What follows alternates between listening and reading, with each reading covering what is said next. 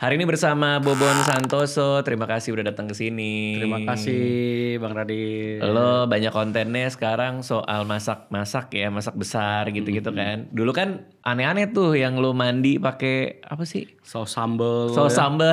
Terus bubuk cabe, odol.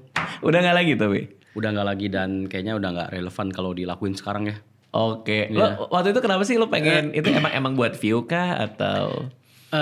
Awalnya kan tujuan gue memang jadi konten kreator, YouTuber itu memang cuma buat bertahan hidup. Oke, dapetin duit lah ya. Dapetin duit. Jadi tentunya ya buat penonton lah ya, supaya orang tuh pemirsa itu bisa ngelirik mau benci kah, mau suka nggak, yang penting lu nonton gitu deh. Nah jadi akhirnya waktu itu juga nggak jelas sih, kita belum tahu kira-kira mau ke arah mana. Mungkin lagi lagi exploited banget gitu kan. Akhirnya ya udahlah buat konten yang tujuannya cuma menghibur. Oke. Berarti personal lo bukan kayak yang di video. Karena pertama kali gue nonton lo, ini orang gila kenapa ya? Iya. Berarti nggak kayak gitu kan aslinya? Nggak kayak gitu. Sebenarnya gue aslinya gitu, nggak capek lah Bang Radit. banyak dulu yang dia ngira gitu loh. Banyak yang ngira ketemu kan, lu kok pendiam sih? Bon, kok nggak seperti di video? Ya kan capek kalau kayak gitu terus. Berarti banyak yang salah sangka. Salah sangka banyak. Di awal-awal. Yes, benar. Lo tapi awalnya kualifikasi lo pebisnis kah atau lo karyawan swasta? Karena darah Cindo ya, harusnya kodratnya bisnis ya. Bisnis. Jadi gue coba peruntungan buka bisnis. Pernah gue buka toko emas, toko perhiasan. Terus gue pernah kerja sama orang dulu sebelum buka usaha. Dan terakhir waktu di Jakarta sebelum jadi YouTuber itu gue counter handphone, toko handphone. Jaga atau punya counter? Yang punyanya. Anjir. Yang biasa aja. Itu kan keren udah punya biasa aja, handphone Cina semua kok biasa aja. Oke. Nah sekarang katanya lo udah tinggal di Jakarta. Iya Bang Radit. Dari bulan November. Iya. Berarti ya gue nonton video lo tur kantor. Waktu itu ada banyak komputer di Bali tuh. Kan lo tinggal di Bali kan? Iya. Terus lo ngasih lihat di ruko lo, ini nih tempat kita meeting apa. Itu berarti ditinggalin? Ditinggalin semua, gue tinggalin. Di Bali gue tinggalin. Gak sih? Buat Bang Radit mungkin mau gue jual. Iya. boleh. Mau jual. BU. Kenapa akhirnya mutusin pindah? Karena ketika lo bikin kantor sebagus itu kan berarti lo udah tahu kan. Oh gue mungkin duitnya banyak di Bali gitu.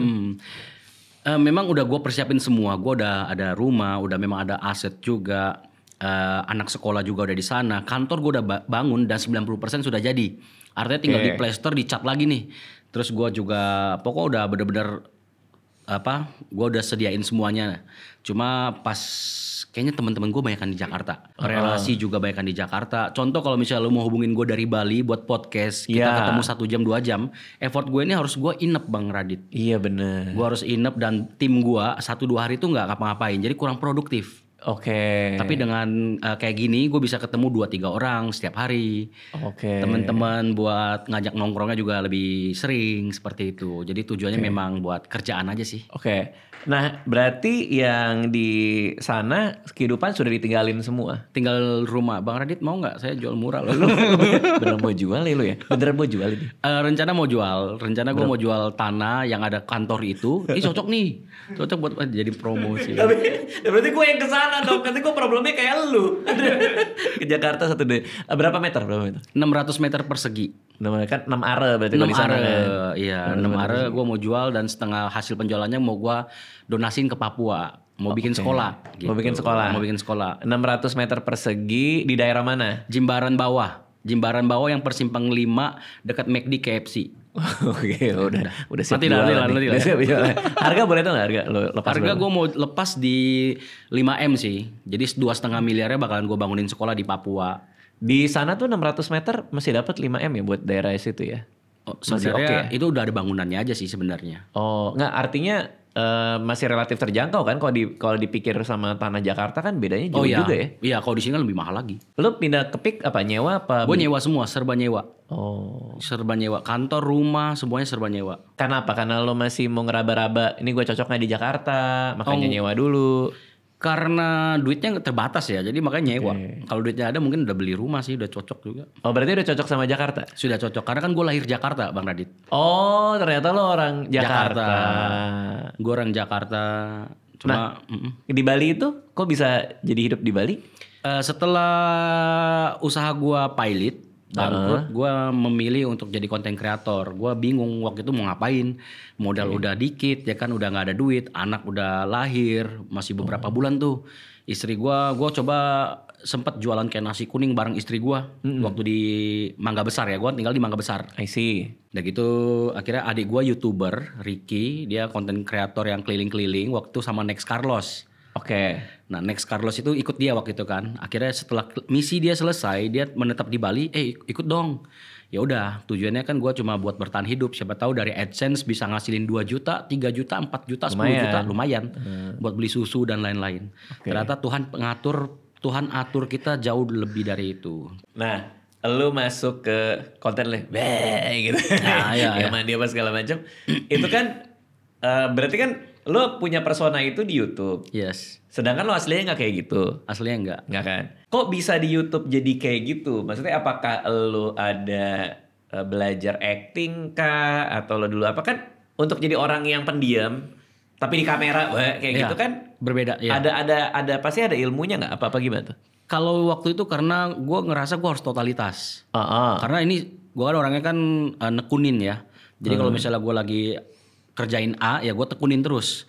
Jadi karena waktu itu gue udah gak ada kerjaan, itu menurut gue sebuah bidang pekerjaan, ya sudah gue totalitas di sana. Jadi mau nyiksa diri lah, mau gimana sebrutal mungkin kita totalitas di sana, Bang Radi. Lo pernah nyesel nggak ngelakuin sesuatu di masa lalu itu? Dari sisi fisik ataupun dari sisi setelah videonya tayang deh misalnya. Masa lalu itu ya, kayaknya bagian dari ini sih ya. Menurut gua yang pernah kita lakuin itu bagian dari pembelajaran kita. Jadi harusnya sih nggak jadi bahan buat menyesal. Pernah ada yang menyesal dalam konteks lo ngelakuin itu badan lo jadi panas? Oh pernah. Apa lo ngapain tuh? Waktu itu gue pernah ngolesin odol, Bang Radit. Gue ngolesin odol. Terus gue kemana satu badan? Satu badan full. Terus gue di tepi pantai kan, kena angin pantai. Terus ternyata odol kena air itu, gue kira cepet luntur, ternyata padat, makin padat gitu kan. Itu salah satunya. Kalau diminta lagi ya enggak lakuin. Apa rasanya? Pedas atau? Pedas, panas. Hipo juga ngerasain. Sampai hipotermia? Sampai. Terus begitu badan gue udah selesai bersih, badan gue biru-biru. Bentol-bentol biru-biru. Karena odol? Karena odol. Ya karena kan memang ada zat-zat yang memang tidak cocok untuk kulit ya sebenarnya ya. Dan waktu itu gue ngolesnya tebel banget. Kayak orang gila lah pokoknya, bener-bener kayak orang gila. Di sekeliling lo ngelihat lo kayak gitu, apa ada yang minta foto kah atau malah menghindar atau ada Satpol PP datang atau gimana? Satpol PP nggak ada, tapi ada turis-turis yang ngajak foto bule-bule ya. Lucu nih orang nih kan. Ya dulu kita terkenalnya sih Bang Radit. Manusia odol. Iya. Itu lo juga nggak sih yang penjual India di Bali itu lu juga ya? Uncle Mutu. Iya anjir gua nonton juga. Gua nonton. Oh iya ya sampai ke Bang Radit. Iya gua nonton Uncle Mutu. Itu beneran kenal gara-gara video. Apa gimana sih ceritanya? Ini gue gak pernah jujur ke siapapun ya. Jadi sebenarnya gue lagi kepikiran, gue kan banyak imajinasi nyeleneh ya. Iya. Kayak India lucu deh. Terus gue nyari orang India di mana. Kebetulan waktu itu gue ke klub.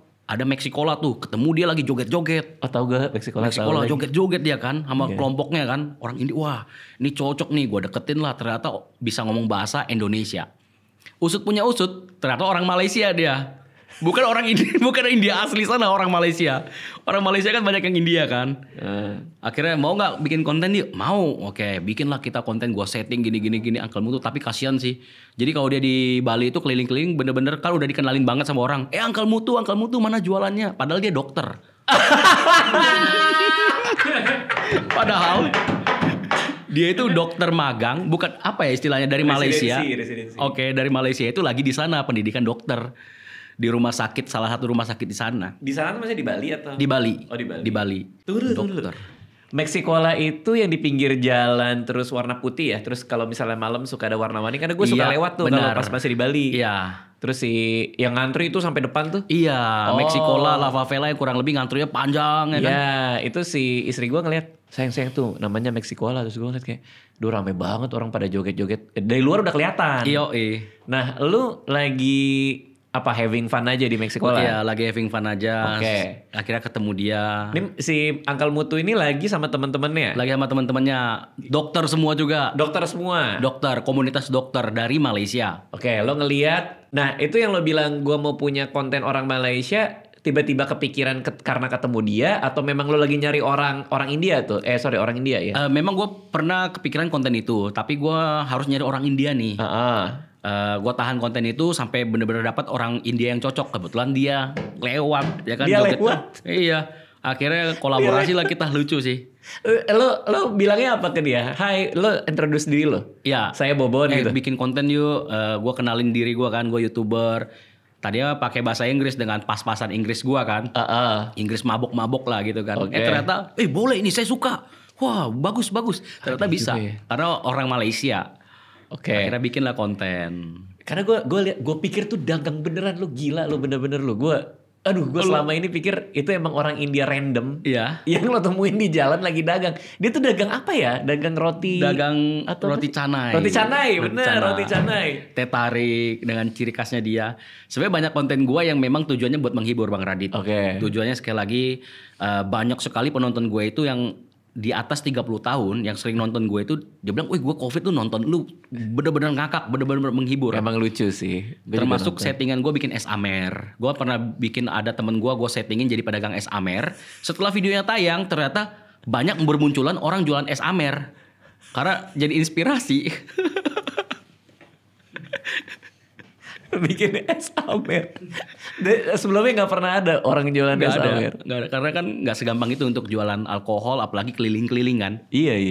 Cuma waktu itu kan karena di Bali alkohol itu kan legal di sana.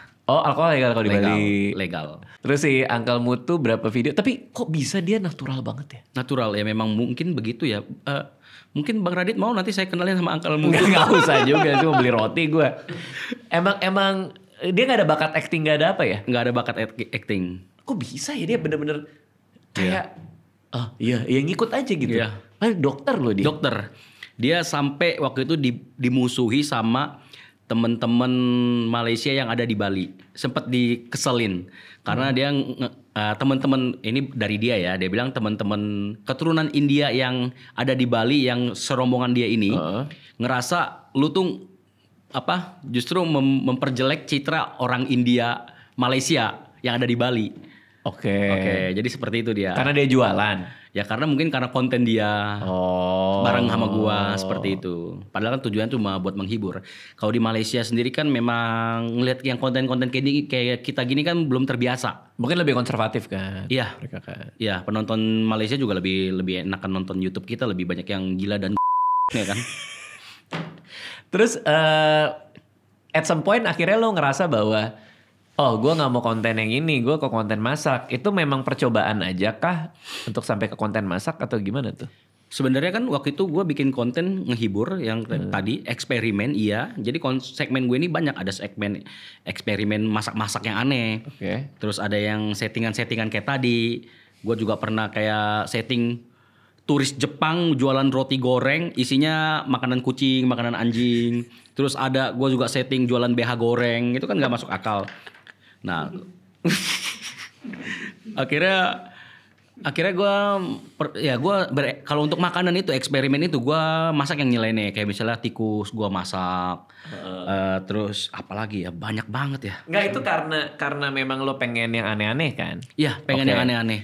Jadi gue masak tikus, gue masak apa, gue masak ini. Dan banyak makanan yang gue buang.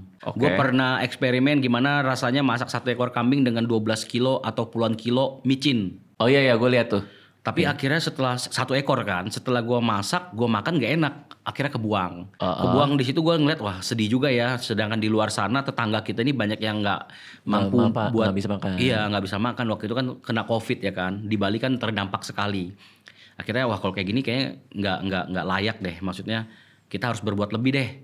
Akhirnya kita buatlah, yuk kita coba masak-masak. Karena bagian dari eksperimen kita tambah segmen baru waktu itu. Segmennya masak-masak dengan kuali besar, kita cari, akhirnya dapat, ternyata penggemar suka, tapi lama-lama kayaknya karena terus berhubungan dengan masyarakat, akhirnya kita keterusan deh. Tunggu, ini satu-satu dulu nih. BH goreng. BH goreng. Lu masak BH goreng. Itu dijual juga ada yang kayak kalau kan suka bikin yang dijual BH goreng atau apa, itu dijual berarti? Dijual juga. Keliling juga. Oke. Ada yang beli nggak? Nggak ada. Nggak ada yang beli. Sendal goreng juga nggak ada yang beli. Ya, mungkin masih normal semua ya. Nggak ada yang nanya berapa bang, kenapa dijual bang? Nggak ada ya? Nggak ada. Ya Allah Bobon. Oke, BH goreng. Tikus nih tikus. Oke. Berarti tikusnya lo makan? Gue makan. Lo makan tikus? Ya, gue makan tikus. Oke. Tikus alam kah? Gue mau ngomong tikus got. Nggak enak gue. Tikus got kayaknya gue belum nyampe ke tikus got sih. Artinya ini tikus yang dijual yang putih itu yang... Iya, yang putih benar. Oh, berarti bukan tikus liar kan? Iya, Karena bukan. Penyakitnya pasti banyak. Iya, kalau yang di kompleks-kompleks itu kan gede-gede tuh, itu serem sih. Oke. Berarti lo beli tikus putih. Itu biasa buat makan ular biasanya. Oke, lo beli di pedagang tikus putih nih. Itu kan pasti banyak penyakit yang mungkin ada kan? Harusnya ada. Tapi gue memastikan minimal gue goreng sampai kriuk supaya penyakitnya semua itu mati, bakteri, virus-virusnya. Oh. Minimal gitu, makanya gue pakai metodenya metode goreng gitu Bang Radit. Mau nyobain nggak saya masakin? Enggak, Saya bawa nih. enggak mau kalau. Tapi lo nggak geli makan tikus? Sebenarnya gue orang yang takut tikus. Tapi nggak tahu kenapa begitu on cam di depan kamera itu kayak orang gila. Kayak kesurupan. Jadi udah bener-bener kayak brutal. Sebenarnya gue termasuk takut tikus. Kalau misalnya lewat tikus pun gue mungkin berdiri di atas kursi. Oke. Tapi kalau on cam itu bener-bener ya lagi-lagi karena menurut gue harus totalitas nih. Mungkin lo juga punya persona yang beda kali ya. Di kamera itu lo udah tahu, otak lo udah nge-switch tuh. Oh ini tampil nih. Iya benar, nge-switch benar. Nah begitu nge-switch, tikus nggak lagi menakutkan buat lo? Tidak lagi menakutkan. Tapi itu objek buat selesain video ini gitu doang. Gila. Nggak ada rasa geli sama sekali? Geli pasti. Setelah itu baru Setelah itu? mual-mual gitu kan. Gue pernah masak kotoran sapi juga gue goreng. Kotoran kambing juga gue campur dengan mie instan. Cicak Bang Radit. Cicak rasanya mau tahu rasanya? Apa? Kayak daging ayam tapi agak amis-amis. Amisnya ekstra kayak ikan gitu cicak. Kecoa Madagaskar. Yang gede ya? Yang gede. Bau juga bau karton. Kayak bau karton aneh ya. Iya. Padahal ini udah lama banget gak ada yang nanya-nanya soal makanan gue dulu ya. Tunggu dulu, itu kotoran sapi dulu deh. Ya Lu digoreng. nggak makan dong? Gue goreng, gue makan Bang Radit. Ternyata nggak enak. Jadi cuma melekat kan. Melekat akhirnya kita kumur-kumur nempel di sela-sela gigi, kumur. Bawa sikat gigi kita udah tahu nih sikat gigi, kumur, Listerine, bla gitu. Kita goreng tadinya. Semua demi itu Konten. ya, demi konten ya, Iya. gila ya. Semua demi viral dulu. Memang sih. Dari semua makanan itu yang paling gak enak, udah pasti kotoran dong. Ya, Kayak paling gak enak tuh. kecoa Madagaskar. Itu juga gak enak, Nggak kayak enak karton. juga. Baunya bau kardus gitu. Bau Oke. kecoa tambah bau kardus. Ada gak yang surprisingly enak? Ular enak, biawak enak, ulat sagu enak. Enak-enaknya gimana tuh? Coba satu-satu deh. Biawak deh. Enaknya tuh kayak apa sih? Biawak itu sebenarnya kalau di daerah-daerah pelosok kita masih dimakan ya. Biawak itu rasanya kayak daging ayam, tambah daging ular. Tapi karena ular nggak pernah, ya kurang lebih seratnya seperti itu. Kayak daging ayam, biawak. Kalau kalau ulat sagu itu wangi. Ulat sagu itu udah biasa aja sih. Dipanggang aja pun enak, proteinnya banyak. Oh, ulat sagu tuh Ulat ya? sagu itu enak. Di Papua dimakan, di Kalimantan, di Mentawai dimakan, itu enak. Oh, nggak ada kotorannya, nggak ada apa gitu? Ulat sagu itu harusnya ada kotoran, cuma mungkin karena kotorannya putih, jadi terlihatnya bersih. Jadi kebanyakan orang tuh makan hidup-hidup, sebenarnya kotorannya ada. Makan hidup-hidup? Hidup-hidup juga banyak. Dimakan hidup-hidup. Karena kotorannya bersih, kotorannya putih, dengan cairan di dalamnya proteinnya putih juga, jadi membaur, terlihatnya tidak kotor ya. Mungkin secara mata, secara looks itu tidak kotor. Tapi pasti kalau makan di perut pasti ada kotoran kan? Pasti ada. Tapi karena ketutup sama rasanya yang enak kali ya? Iya benar. Creamy. Ada nggak yang gara-gara konten masak-masak aneh-aneh itu, lu jadinya nagih mau makan itu meskipun kamera nggak nyala? Kayaknya enggak deh. Nggak ya? Enggak. Biasa aja sih. Ulat sagu nggak jadi cemilan sehari-hari nggak Enggak ya? jadi. Karena kan gue bukan tipikal yang sebenarnya bukan tipikal yang suka makan. Oh. Biasa aja. Makanan apapun bisa lah. Jadi ini enak ya makan ini terus. Enggak. Biasa aja. Terus yang lo dapat, gue kan ikutin lo dulu nih, yang lo dapat videografer dari tempat pemulung, bener nggak? Iya. Video ini. Apa sih? Talent ya. Talent dari tempat pemulung ya. Iya, pokoknya ada satu kayak kampung atau apa? Oh, kampung pemulung. Kampung pemulung ya namanya ya? Di Bali, ya. Di Bali ada? Ada. Lo katanya dapat videografer kan dari situ? Yang orang agak kurus itu? videografer atau apa ya? Lupa Pokoknya dia jadi tim lo deh. Oke, iya ada. Ada? Iya, pemulung dia. Itu bener pemulung tapi? Settingan lagi tapi? Settingan lagi. Oh, aslinya? Jadi, aslinya kru biasa. Jadi sebenarnya waktu itu gue nerima kru ini supaya nggak terlalu penonton ini nggak terlalu kaget. Ini siapa sih? Ini siapa sih? Jadi gue bikin konsep settingan seperti itu. Oke. Alur ceritanya. Ada story. Jadi si A, lu baru masuk sama kita gabung. Gini aja yuk. Lu pura-pura mulung, gue kasihan sama lu jadi tim gue. Ada si B lagi lem ibon gitu kan. Daripada gini lu kerja nggak? Enggak Bang Bobon. Ya udah kerja sama gue. Gue kebeli semua loh. Gue percaya itu semua. Makasih Bang Radit. Sumpah gue percaya loh itu semua. Baru tahu gue, beneran baru tahu gue. Gue percaya itu semua. Tapi pasti banyak yang kayak gue kan? Iya. Iya kan? Iya. Angkal Mutu aja dokter gue baru tahu hari ini. Iya, dokter. Oh gila sih. Sekarang udah praktek di Malaysia dia. Dan tetap gak apa-apa tuh ada videonya dia Nggak dulu apa-apa. jualan. Nggak apa-apa. Siapa tahu ada pasien dia. Tunggu dulu dokter ya. Saya pernah lihat kamu jualan di Bali. Oke. Nah akhirnya kan transisinya ke masak besar. Yang lo sering berbagi itu. Iya. Ada nggak yang kayak karena lo suka masak yang aneh-aneh, lo masakin orang di Bali, padahal kan niatnya berbagi nih, so mereka udah curiga duluan. Tunggu nih dagingnya bener apa enggak nih? Iya. Sering nggak tuh kayak gitu? Sering. Oke. Ada juga sebagian, bahkan ada waktu itu kita pernah kejadian lucu, Bang Radit. Saya masak di Lombok. Oke, di Lombok. Di Lombok itu kan memang mayoritas Muslim ya. Ada beberapa tokoh masyarakat yang bilang, wah ini Bobon yang masak, ini aneh-aneh nih. Oke. Karena mereka ini mungkin nonton yang dulunya. Iya. Nah mereka ngikutin yang dulunya. Akhirnya sudah dipastikan lah. Sempat jadi kontra juga dari kelompok tersebut, walaupun memang nggak luas ya. Iya. Cuma 1-2 orang lah, kecil lah. Tapi orang-orang berpengaruh di sana. Oke. Tapi akhirnya dijelaskan sama teman-teman di sana, ini terpisah semuanya. Itu mah dulu konten-konten nyeleneh. Sekarang dilihat ternyata dia nggak ngikutin yang Bobon yang versi sekarang. Oke. Begitu dia lihat, oh ya sudah berbeda. Seperti itu. Oke. Dan waktu kita masak di Bali, sekitaran kita ini tahu kalau kita ini brutal kalau masak. Micin kita tuang-tuangin seolah-olah nggak ada takaran. Sebenarnya itu ada takaran. Oke. Garam kita buang-buangin. Sebenarnya ada takaran, lagi-lagi ada takaran.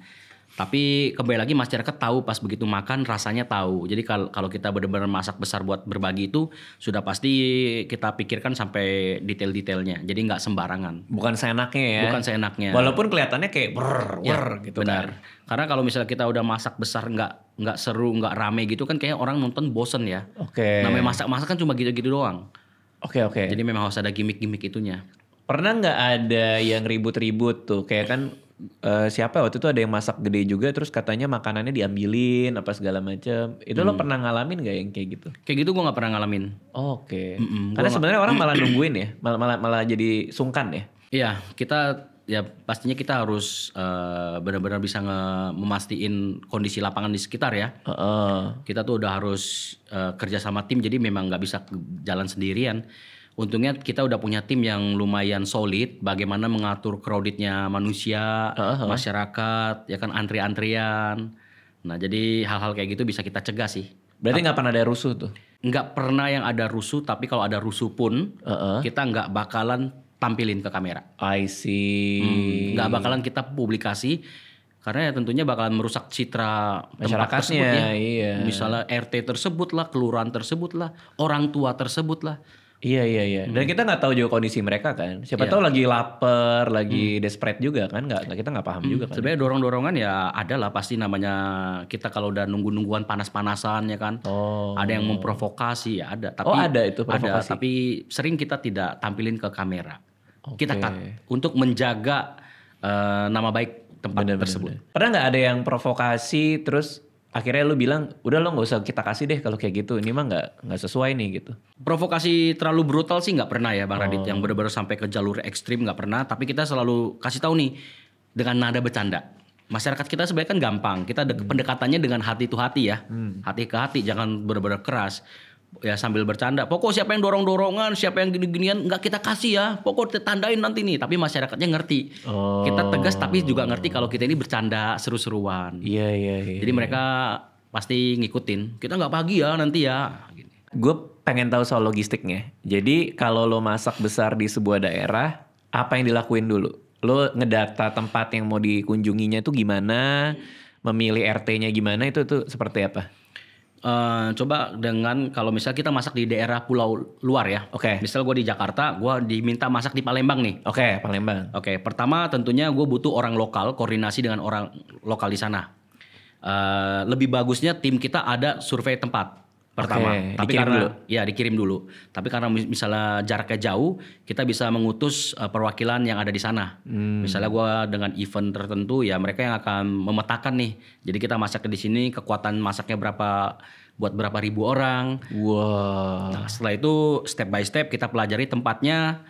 Setelah itu H-3, H-7 kita udah nyari logistik yang terdekat di sana. Yaitu apa tuh maksudnya? Karena kan tim kita berangkat ini kan nggak mungkin kita 3 hari sebelum kegiatan event atau masak-masak ke sana dulu, terlalu pemborosan, terlalu lama. Jadi kita tuh selalu datang H-1. H-1 datang. Ya H-1. Jadi biasanya kita kerjasama dengan UMKM setempat. Kita libatkan. Ibu bisa nggak nyariin daging sapi? Penjual sapinya siapa? Oh bapak ini. Oke. Kira-kira valid apa enggak? Baru kita DP. Bapak harus kirim sapi ini, daging ini tanggal berapa? Bumbu juga, karena kita H-1 datang, buat ngolah bumbu masak besar itu tuh bumbu aja Bang Radit. Kalau kita masak 50 kilo butuh 1 harian. Oke. Ya karena bawangnya banyak, bawang merah banyak, rempah banyak. Oke. Bisa 8 jam buat ngolahnya aja. Jadi itu nggak memungkinkan sama sekali dan di daerah tersebut kita nggak ada dapur. Jadi akhirnya kita mengambil opsi, tolong cari yang bisa buatin bumbu. Ibu A buatin bumbu, ibu minta jasa berapa, kita bayar. Oke. Nah, jadi mereka sudah kumpulkan semua rempah-rempah. Begitu kita datang, kita cukup survei sekali lagi lokasi. Oh, lokasinya begini. Kita briefing lagi nanti pengantriannya seperti ini. Masyarakatnya gimana aturnya. Dan itu kita ketemuan dengan orang-orang yang tadi kita libatkan. Yang tadi seperti nasi dan lain-lain. Ketemu bapaknya. Bapak nanti masak, kita mulai start masak. Bapak tolong jam 3 subuh. Rebus dagingnya.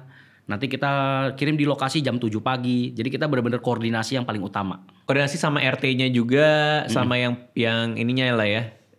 Yang punya wilayah itulah istilahnya gitu ya. Kalau misalnya terlalu banyak orang kita khawatir ricu, ya kita minta bantuan aparat setempat, misalnya TNI Polri. Wah. Berarti ada izin keramaian? Ada izin keramaian. Wah. Ada izin keramaian juga. Sampai ada izin keramaian segala Sampai ya? ada izin keramaian. Harusnya sih ada izin keramaian. Tapi karena acara kita positif dan kita tidak pernah membuat acara itu jadi rusuh, sejauh ini kita tanpa izin keramaian lancar-lancar aja. Oke. Nggak ada masalah karena selalu kita nyari bantuan dari TNI minimal. Karena kan aku deket kan ya. Koramil ini, Dandim ini, Bang tolong dong kita masak. Karena kegiatannya positif. Bener. Kegiatannya positif. Nanti ditanya kira-kira butuh berapa personil. Oke, 20 personil.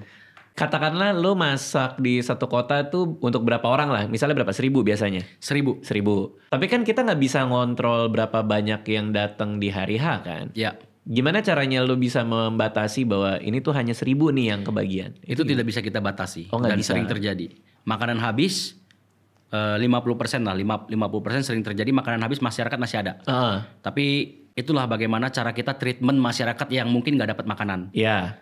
Kita bisa pendekatan lagi, tinggal kita gurau-gurau, kita pendekatan, kita layani. Jadi maaf ya makanannya nggak dapat, tapi dapat foto boleh nggak? Oh boleh, dan senang mereka. Oh I see. Ya, dapat foto boleh nggak sama Bang Bobon? Boleh. Jadi kita layanin foto. Selain kita bagi-bagi makanan, 1.000 orang itu kita layanin 1.000 foto juga Bang. Capek di fotonya. Sebenarnya capek di foto ya? Iya, capek di foto. Lebih baik masak sekali lagi. Masak paling lama di kota mana dan masak apa? Masak paling lama sebenarnya masak di Bali. Waktu itu kita masak sampai 10 jam pernah. Oke. Waktu itu kita masak kuda, 1 ekor kuda. Dan dibenci waktu itu sama pecinta kuda ya. Mohon maaf sekali lagi. Oh, tapi sempat ribut tuh sama pecinta kuda. Ya, sama pecinta komunitas pecinta kuda. Mungkin waktu itu guanya salah ya. Mungkin nampilin kudanya dari hidup, dari prosesnya, tapi nggak proses sembeli. Jadi ini loh kudanya dalam kondisi hidup. Lebih alangkah bijaknya kalau dagingnya itu sudah berbentuk daging. I see. Oh ini daging kuda nih gitu. Tapi Oke. kuda waktu itu gue beli, ceritanya storyline-nya gue ketemu dengan pedagang kuda. Nih kudanya yang bakal kita sembeli. Besoknya diantar kudanya dengan kondisi sudah dikuliti. Utuh sudah dikuliti. Jadi benar-benar kayak bentuk tubuh tapi udah dikuliti utuh. Oh itu yang bikin ini. Ya mungkin bikin teman-teman kita ini kesel. Oh. Harusnya kalau mau masak kuda udah lu daging tok deh. Tapi kan kurang seru. Orang kan nggak percaya ini daging kuda atau daging sapi gitu kan. Oke. Atau daging sapi yang disusun jadi kuda. Bisa juga ditempel-tempel. Betul. Oke. Nah, karena rame banget si masak-masak besar ini, gue ngeliat lo di podcast mana gitu, itu lo hakiin juga ya berarti ya? Apa gimana sih? Sebenarnya bukan kalimat masak besarnya ya. Waktu itu kita dapat saran dari teman-teman haki ya kan, formulanya. Jadi memang step by stepnya. Bahkan kayak podcastnya Bang Radit juga kalau misalnya mau dihakiin bisa nih. Dengan lighting seperti ini, formulanya lah.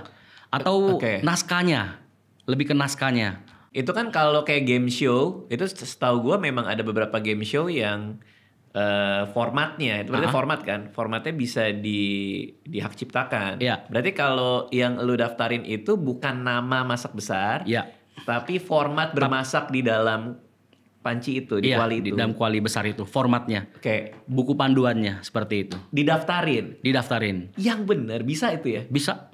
Wow. Bisa. Lo nulis sendiri ininya.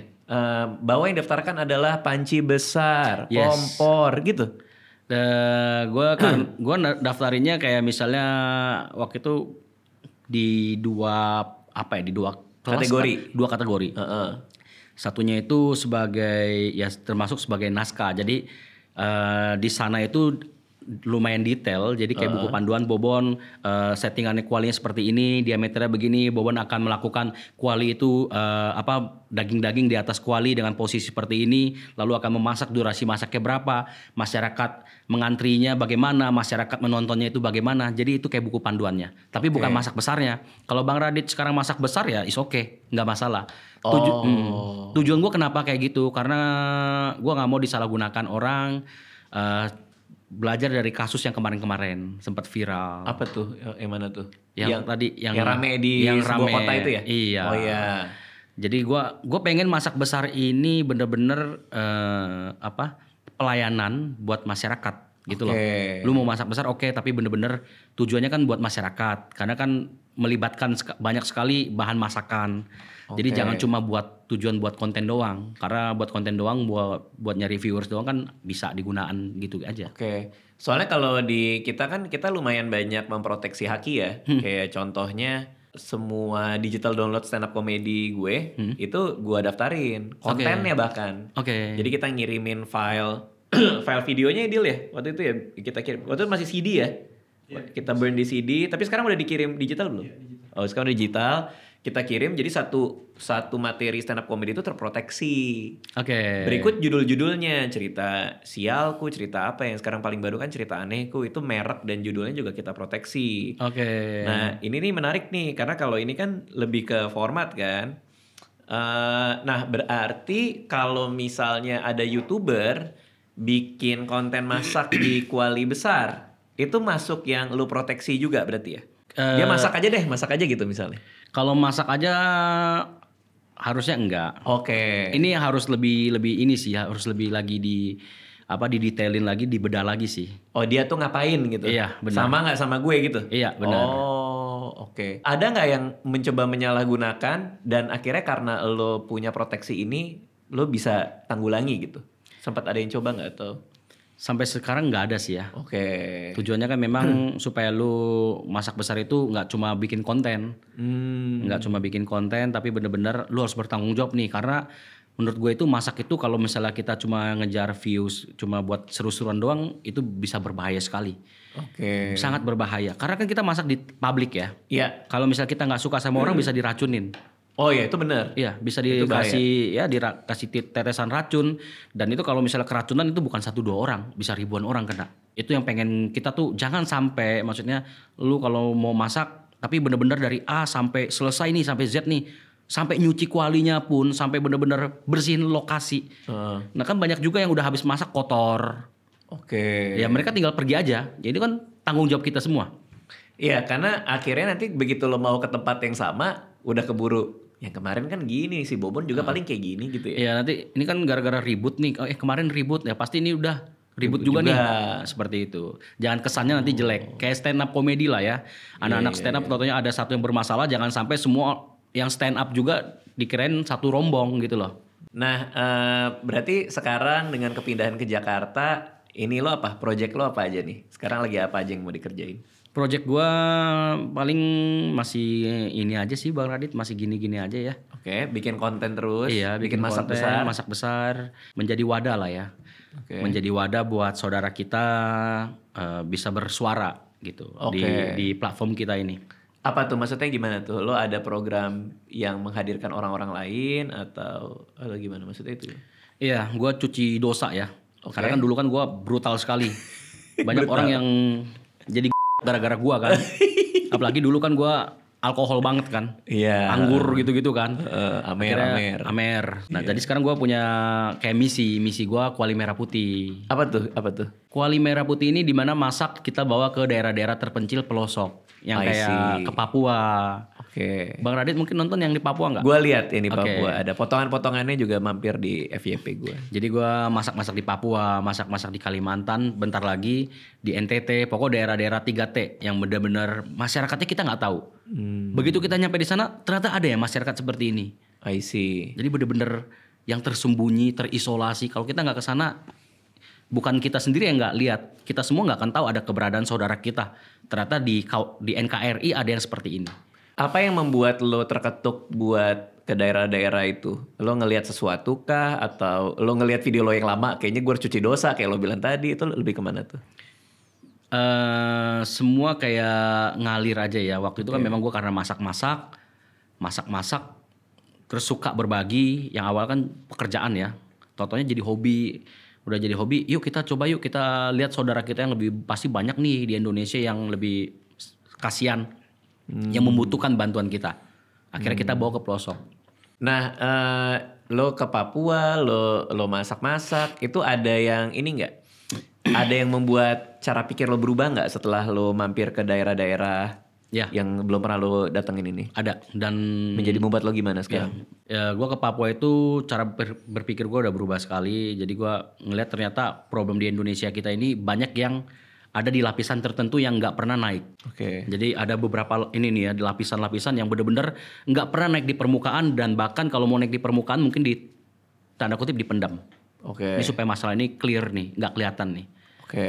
Nah, gue ngelihat di Papua itu kesenjangan sosial, kemiskinan ekstrim, udah bukan miskin lagi tapi benar-benar ekstrim, di mana orang mau nyari duit susah, nyari kerja nggak ada, mau makan daging itu harus berburu.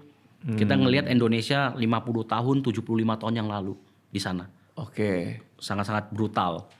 Dan inilah kita jadi terbuka, kayaknya kita harus berbuat lebih, kita harus lebih, ya bukan membenci negara ini ya. Kita harus lebih mencintai lagi negara ini, negeri ini. Makanya lo mau jual rumah di Bali setengahnya buat ke sana, buat orang sana gitu, buat di sana. Oke, berarti nextnya itu lo tipikal hari lo gimana? Lo kapan ada waktu buat syutingnya segala macam itu gimana lo bagi-baginya? Bagi-baginya tentunya ada jadwal ya. Itu cara bagi yang paling gampang sih ya. Nggak artinya kesusahan nggak dengan lo di sini sementara lo harus bikin YouTube, lo ngurusin tim gitu? Masih bisa tuh. Masih bisa. Enjoy Secara gua. rutin bikin konten-konten yang selama ini dibuat. Ya. Oke. Dan gue tipikal yang suka kerja. Jadi menurut gue dengan padat sekali itu asik sih. Oh gitu. Iya. Justru semakin padat semakin asik. Oh gitu ya. Iya. Kalau di Bali kan kebanyakan santainya ya. Oh iya. Oh Iya, beda banget ya. Beda banget. Di Bali itu gue benar-benar terbatas. Slow living. Jadi benar-benar santai.